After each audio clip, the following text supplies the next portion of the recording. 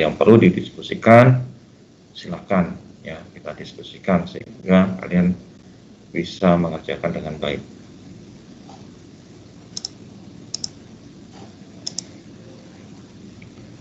Oke, untuk PPT saya sudah bisa tampil. Sudah, Pak. Jadi di sini saya kasih judul tugas akhir dalam artian untuk mata kuliah sistem basis data gitu ya.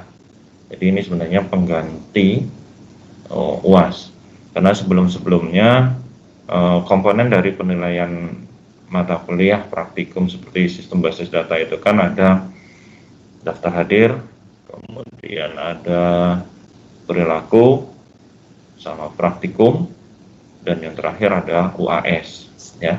Praktikum saya ambil dari beberapa kegiatan dan penugasan yang saya minta untuk didemokan atau dipresentasikan.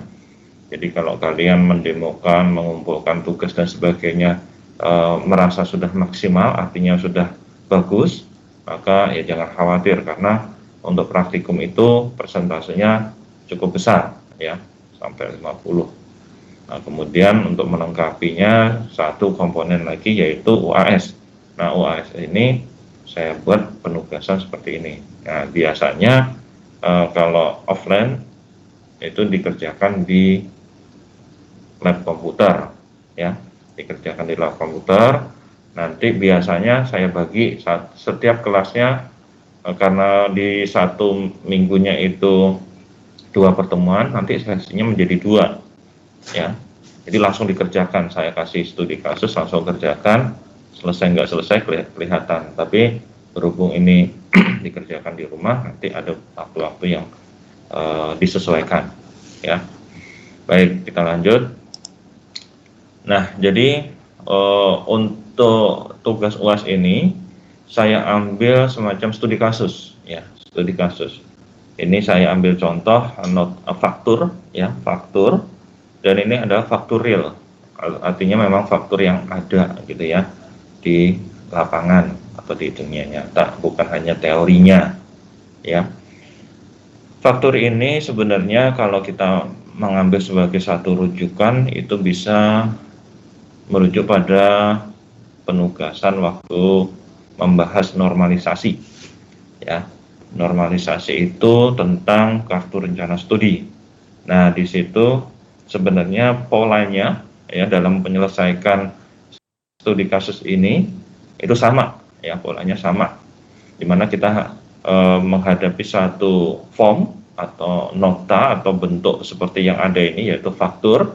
Kemudian kita diminta untuk ya menganalisis ya, analisis sederhana lah, memahami dalam artian kalau kita menghadapi studi kasus seperti ini bagaimana menerapkan ke dalam sistem basis data gitu ya. Nah itu, jadi ini nanti fakturnya faktur real ya, jadi nanti kalau kalian coba analisis sederhana lah. Nah, di dalam penugasannya ya, jadi nanti kalian diminta untuk menentukan entitas dari faktur yang ada. Jadi entitas itu kalau di sistem basis data itu kalau diimplementasikan itu akan menjadi tabel ya, akan menjadi tabel. Sehingga nanti kalau di create tabel-tabelnya itu akan terpenuhi sesuai dengan faktur yang ada. Ya sama seperti KRS kemarin. Ya sebenarnya kita juga diminta untuk menentukan entitasnya sehingga kemarin studi kasus tentang KRS itu saya sudah sampaikan juga contoh dari IRD-nya ya. Jadi entity relationship diagram ya situ.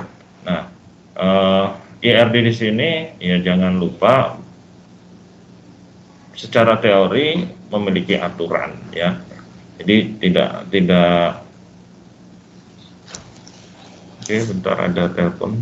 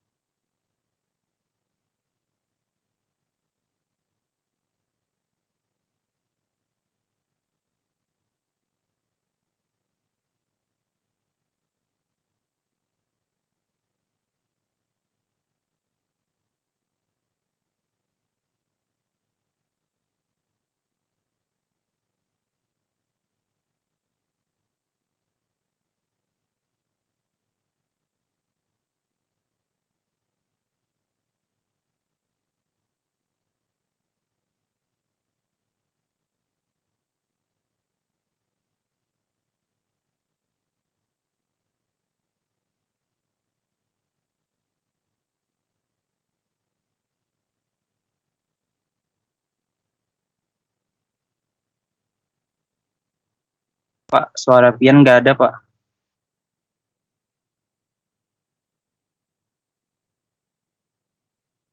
Sidin mak angkat telepon.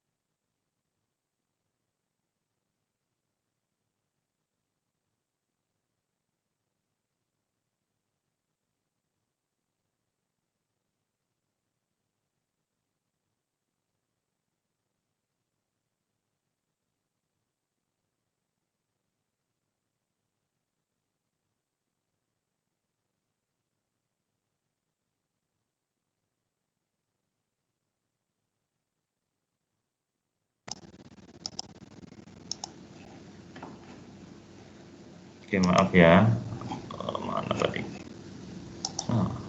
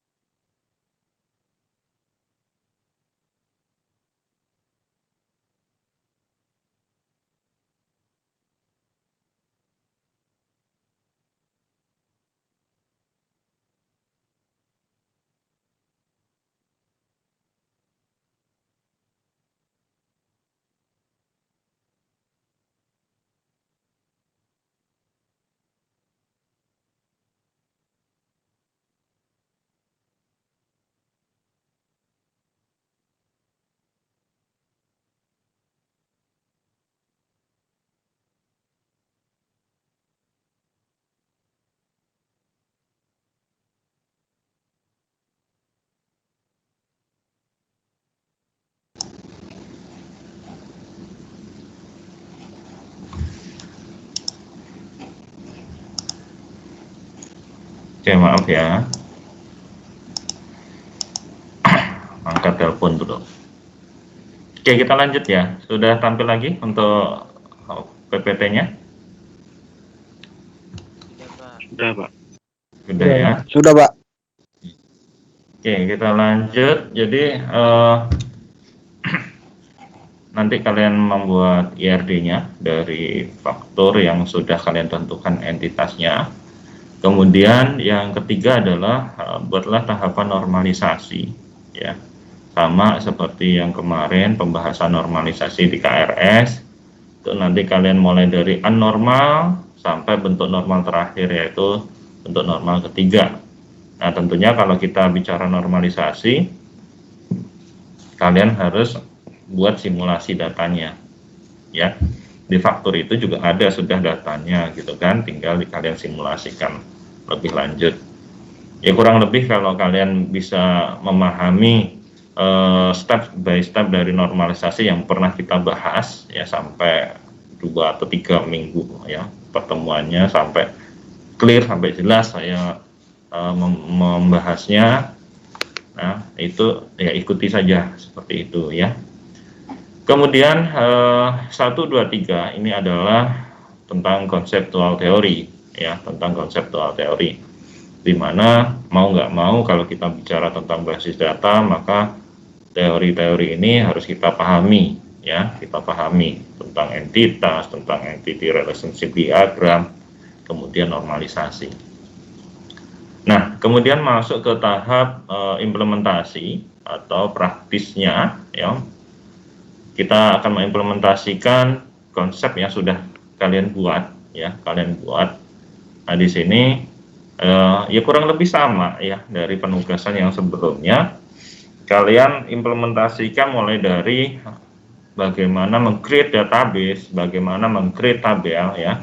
Itu adalah ruang lingkup data definition language. Sedangkan untuk ruang lingkup data manipulation language ini kalian hanya insert dan select ya. Jadi ini perintah-perintah SQL yang memang minimal ya, artinya dari create untuk DDL ini database dan tabel-tabelnya. Kemudian kalau kalian mau melihat struktur tabelnya dengan describe dan sebagainya, kemudian DML-nya ya tentunya memasukkan data-data yang diperlukan. Nah, kemudian untuk select yaitu sesuai dengan baris data yang muncul di faktur. Jadi ya meskipun tampilannya tidak sama seperti nota atau faktur yang ada, paling enggak informasi yang ada di faktur itu bisa ditampilkan meskipun dalam bentuk tabel gitu ya. Ya kurang lebih kalau kemarin kita membahas normalisasi itu menampilkan di bentuk first normal form gitu ya. Nah, di yang sebelum-sebelumnya pembahasan normalisasi juga seperti itu, sehingga selectnya itu kalian bisa menampilkan data yang memang diperlukan.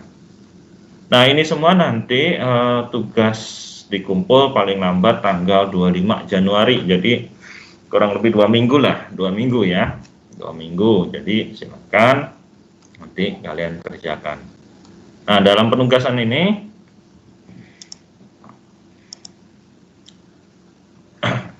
kalian akan menyampaikan semacam pelaporan ya, pelaporan. Nah, tugas ini juga dikerjakan secara individual ya, karena memang nilainya nilai individual ya. Kemudian tugas merupakan pengganti UAS, mata kuliah sistem basis data 1 ya, di mana masing-masing mahasiswa menyampaikan laporan dari tugas yang dikerjakan dengan format laporan sebagai berikut. Jadi nanti kalian susun seperti ini ya.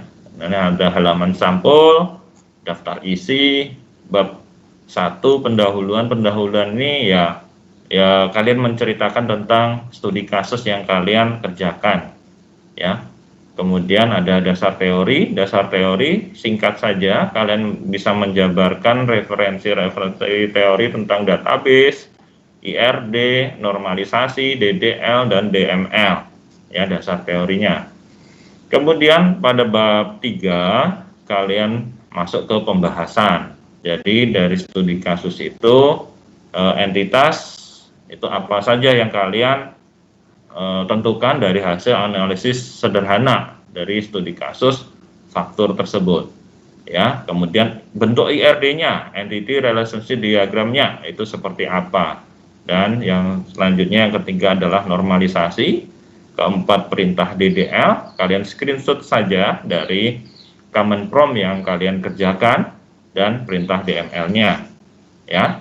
Kemudian pada bab terakhir yaitu bab 4 kesimpulan. Nah, dari sini kalian bisa buat kesimpulan. Dalam artian kesimpulan ini kalian bisa menyimpulkan dari penugasan ini apa yang bisa kalian ambil pembelajarannya, gitu kan?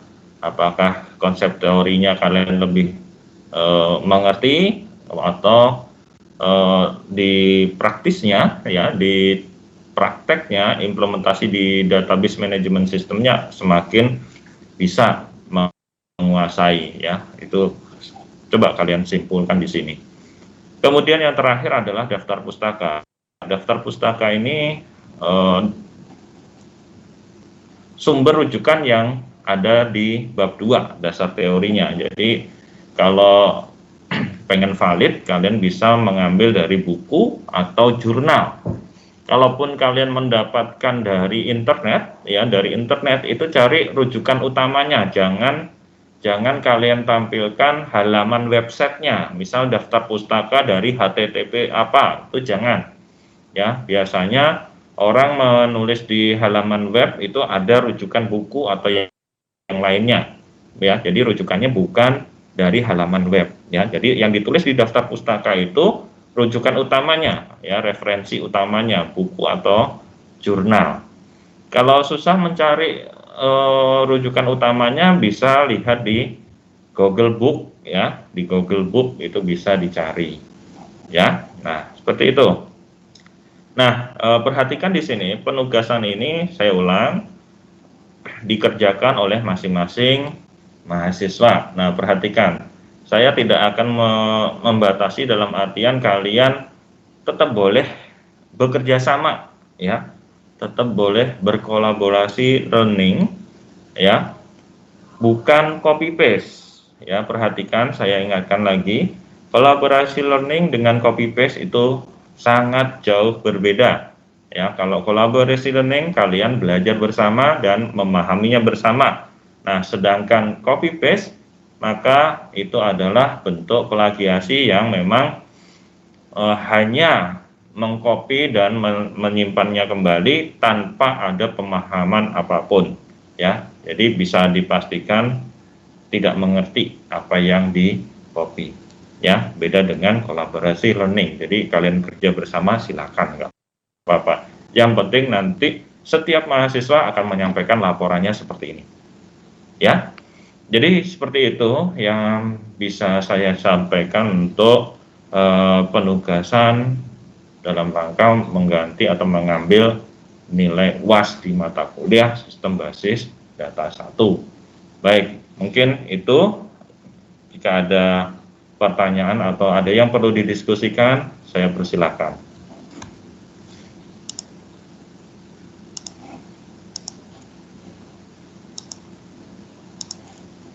Oke, silakan kalau ada pertanyaan atau ada yang perlu